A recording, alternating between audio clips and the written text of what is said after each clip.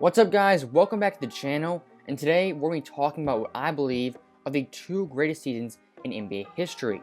And why I believe these 2 years in particular are the best seasons in NBA history is because both these seasons had a huge impact on the game, developing, going nationwide as well as global. And as we'll come to see, these 2 years were instrumental in making the NBA a much more popular game. Now, before I get into this video, if you haven't already subscribed, make sure to do so, and if you could like this video, I would greatly appreciate it. So with that being said, let's get into the video.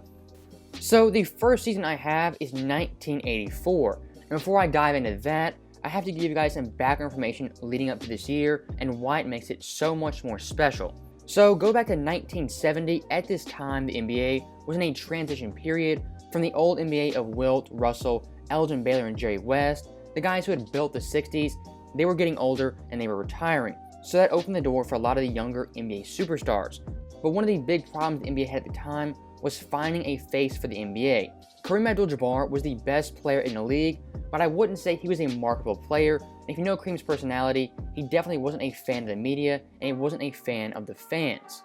And for about 7 years, the NBA had no real face to the league, and it was really struggling financially.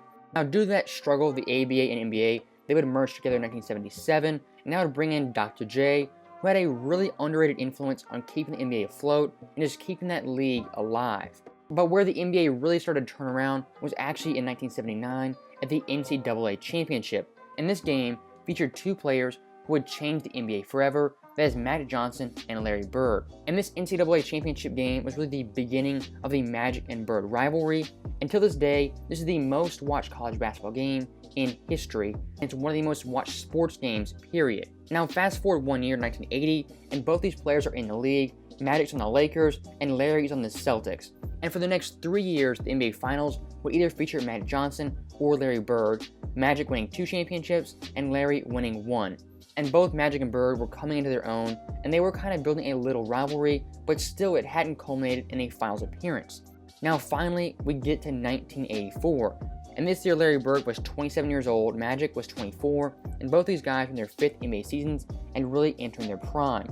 Larry's Celtics had the best record in the East, and Magic's Lakers had the best record in the West. And as fate would have it, both their teams would make the finals instead of an epic duel of Magic vs. Bird and Celtics vs. Lakers. Now, the hype was definitely insane for this series, and it was much anticipated.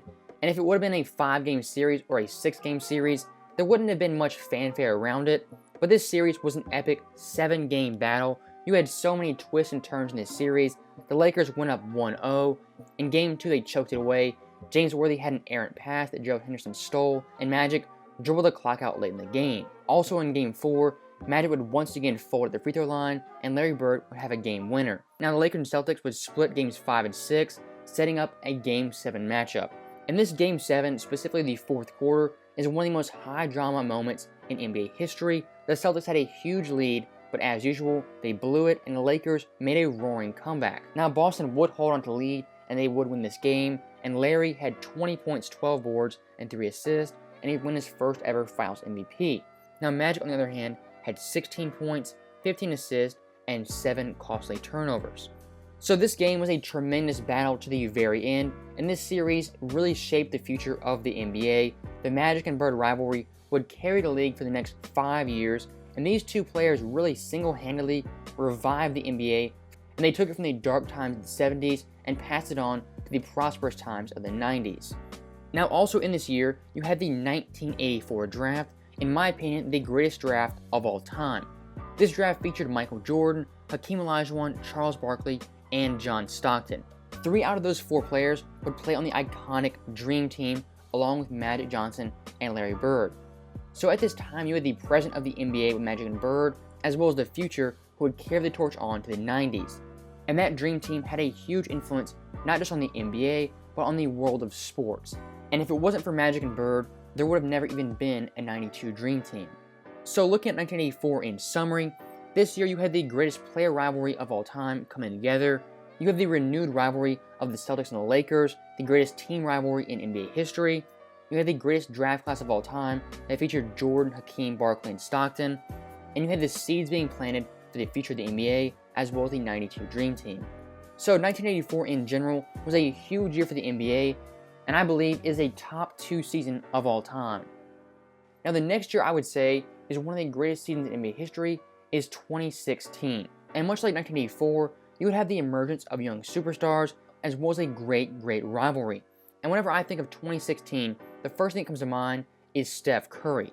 This year in 2016, Steph was coming off an MVP in 2015, but in 2016, he took it to a whole nother level and had one of the greatest MVP campaigns in NBA history. This year, he averaged 30 points per game on 50, 40, 90 splits, had an NBA record 402 threes, and his Golden State team won 73 games, also an NBA record. And this Warriors team really took a lot of people by surprise, as in 2015, people kind of said it was a fluke championship, but in 2016, winning 73 games, they definitely put the whole NBA on notice, and Steph is one of the most influential players of all time, and in 2016, he laid the foundation of what the NBA would be today.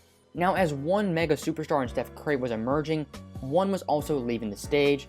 That was Kobe Bryant.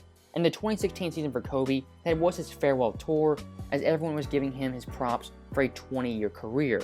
Now, one of Kobe's most iconic moments was his last game ever in a Lakers uniform. He had 60 points in his last game ever. He had 23 points by himself in the fourth quarter, outscoring the entire Utah Jazz team. And if you go back and watch that game, Kobe absolutely took over in that fourth quarter, and down the stretch, he hit some amazing dagger shots that led to a Lakers comeback win. Also this year in 2016, you have to point out the All-Star Weekend. This year, you had one of the most exciting dunk contests of all time, featuring Zach LaVine and Aaron Gordon. Those two guys put on an absolute show, and when everyone thought they'd seen every dunk in NBA history, these two guys showed there was still another level for you to go up. And it was probably the greatest dunk contest duel since MJ and Dominique in 1988, and I can't say enough about how impressive that dunk contest was. Now getting back to the season overall, this year LeBron James, it really was his revenge tour after he felt he had been robbed of a championship in 2015. And in 2016, his Cavaliers dominated the Eastern Conference and once again met the Warriors in the NBA Finals. And at this time, the LeBron and Steph rivalry was really at its peak, and people were debating these two players almost daily. Now, for the most part, this series was full of blowouts. Games 1 through 4 weren't really exciting, but where it really gets exciting is during the Cavaliers' 3-1 comeback. As in Game 3, Kyrie and LeBron James would have one of the greatest duo games of all time, combining for 82 points and beating the Golden State Warriors. Now in Game 6 back in Cleveland, LeBron would once again have 41 points in a blowout victory, setting up a deciding Game 7. And I can remember back to watching this Game 7, the nerves and intensity were at an all-time high, and the last 5 to 7 minutes of that game were just pure intensity, and it was back and forth grinded out basketball, some of the most intense moments I've ever watched. And the 4 plays that really stick out from this game, of course you have the block by LeBron James, that really shifted the momentum of this game. Then you have the shot by Kyrie, which at the time everyone thought that was the game-winning shot because no one had scored in close to 2 minutes. And one of the most underrated parts of this game, you had the stop by Kevin Love playing great defense on Steph Curry. And also the last notable moment from this game is Steph Curry's errant pass behind the back that was a costly turnover for that Warriors team. Now the Cavaliers would win this championship and end a 52-year drought of Cleveland sports teams not winning a title. And if you ever want to know how intense and how meaningful this championship was, just watch LeBron's post-game interview breaking down in tears because he knows how much that championship meant to him and the city of Cleveland. What people seem to always leave out is the 2016 offseason, where the NBA would have a shift of power balance, with Kevin Durant leaving Oklahoma City and going to the 73-9 Golden State Warriors. And at this time, KD was by far the most hated player in the NBA, virtually by every NBA fan. And that Golden State team for the rest of the decade was the most polarizing team in the league. Having Steph as well as KD, combined with Klay and Draymond, they were just an overpowered super team that dominated the league when healthy. And much like the '84 draft had the what if with Sam Bowie and Michael Jordan, KD's decision to go to Golden State also brought a lot of what ifs. What if Oklahoma City didn't blow a 3-1 lead? What if KD stayed in Oklahoma City? What if KD went to Boston? What if he went to Miami?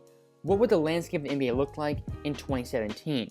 There's just so many rabbit holes and so many what ifs you can have with KD's decision. And whether people want to admit it or not, KD going to Golden State was actually one of the best things that could happen for the NBA. Viewership at this time was at an all-time high, People wanted to see that Golden State team lose so badly, see Kevin Durant go down in flames, and super teams, in my opinion, are actually good for the NBA and good for viewership because you have someone to tune into and you have someone to root against or root for. So all of that is why I think 2016 is a top 2 season of all time. Now looking back at 1984 as well as 2016, both of them had iconic moments, had epic rivalries, and had some crazy Game 7s. Also, both these years had the emergence of young superstars like Steph Curry as well as Michael Jordan, 2 players who would have a huge influence on the game of basketball, not only in the States, but also worldwide. And like I said in 2016, after both these years, I think the NBA was in a much better spot than they were previously, and especially in the 80s, coming out of the dark days of the 70s, the 80s was the golden age of basketball, whether you want to admit that or not. It was so vital and so influential for Bird Magic to finally meet in the finals, and that just shaped the whole culture of the NBA, and those 2 players had a tremendous impact on building the league up to what it is today. And I think players who took the torch from Larry and Magic, like Jordan, Kobe, Shaq, Duncan, LeBron, KD, and Steph, they've all taken the torch and they've advanced the game of basketball and just made it an overall better game. So to end this video, once again, I think 1984 and 2016 are the 2 greatest seasons in NBA history. Let me know what you guys think in the comments. Do you agree or disagree? Which year do you think is the greatest year in NBA history? As you know, I went with 2016 and 1984. So as always, thank you guys for watching. I'll see you guys next time.